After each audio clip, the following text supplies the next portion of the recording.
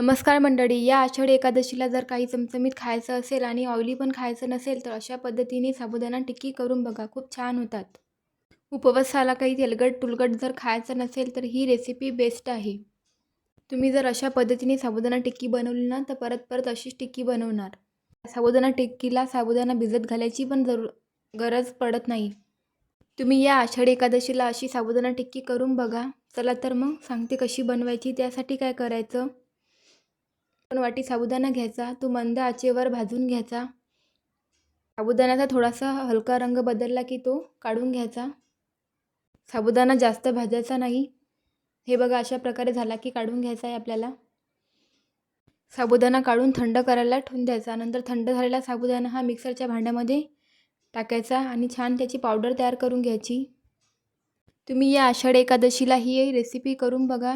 Recipe unique आणि tasty पण आहे. नंतर मिक्सरमधून तयार करून घेतलेला साबुदाणा हा चाळणीनं चाळून घ्यायचा. नंतर एका मिक्सरच्या भांड्यामध्ये हिरव्या मिरच्या टाकायच्या आणि त्या पण छान बारीक करून घ्यायच्या. नंतर साबुदाण्याच्या पिठामध्ये उकळून घेतलेला बटाटा टाकायचा 3-4, हिरवी मिरची टाकायची, चवीनुसार मीठ टाकायचं. हाताच्या सहाय्याने मळून घ्यायचं. याच्यामध्ये पाणी टाकायची गरज पडत नाही. बटाट्यामध्ये जास्त प्रमाणामध्ये पाणी असते, ते शोषून घेते.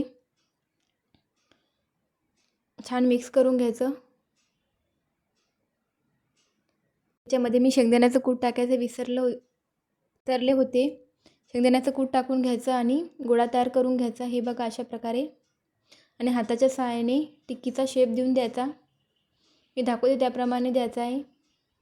उपवासाला तेच पदार्थ खाऊन जर कंटाळा आला असेल तर असे रेसिपी करून बघा, खूप छान होते. हे बघा अशा प्रकारे टिक्की तयार करून घ्यायची. नंतर तव्यावर तेल लावायचं. तूप लावलं तरी चालते. हे चारी बाजूने पसरून घ्यायचं आहे आपल्याला तव्याला. तव्याला तेल लावून झालं की त्याच्यावर टिक्की ठेवून द्यायची आपल्याला. तुम्ही जर ही रेसिपी एक वेळ जर केली ना तर परत परत तुम्ही अशीच रेसिपी बनवणार. ही रेसिपी तयार करायला जास्त वेळ पण सुद्धा लागत नाही. 20 ते 25 मिनिटामध्ये तयार होती ही रेसिपी. टिक्की दुसऱ्या बाजूने भाजून घेऊया. दोन्ही बाजूने आलटून पालटून भाजून घ्यायची आहे टिक्की आपल्याला. हे बघा आपली साबुदाणा टिक्की झालेली आहे. खूप छान झालेली आहे. तुम्ही एक वेळ नक्की ट्राय करून बघा. मी तर म्हणते या आषाढी एकादशीला ही रेसिपी तुम्ही नक्की ट्राय करा. मला ही माझी रेसिपी कशी वाटली मला कमेंट करून नक्की सांगा. आणि माझ्या व्हिडिओला लाईक करा, शेअर करा आणि सबस्क्राईब करा. आणि इंस्टा आयडीला फॉलो करा. बेल आयकॉन क्लिक करा जेणेकरून जी माझी रेसिपी आहे त्याची नोटिफिकेशन तुमच्या मोबाईलवर येणार आहे. आणि माझी ही रेसिपी कोणत्या शहरामधून बघत आहे मला कमेंट करून सांगा. गरमागरम टिक्की आणि दह्यासोबत मस्त एन्जॉय करा.